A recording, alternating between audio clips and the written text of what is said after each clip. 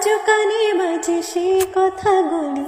একটা শরীর, 18-20 জন পুরুষ, 113টা কামড়ের দাগ, 150 গ্রাম বীর্য।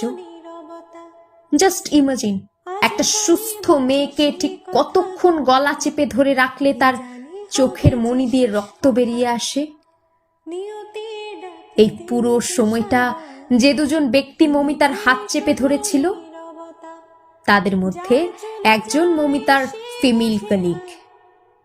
আই রিপিট, মমিতার ফিমেল কলিগ। চোখ দিয়ে রক্ত বেরিয়ে আসার আগ মুহূর্তে মমিতা নিশ্চয়ই এই ফিমেল কলিগের দিকে তাকিয়েছিল। চোখের ভাষায় বারবার বোঝানোর চেষ্টা করেছিল, আমাকে বাঁচাও, তুমিও তো একটি মেয়ে।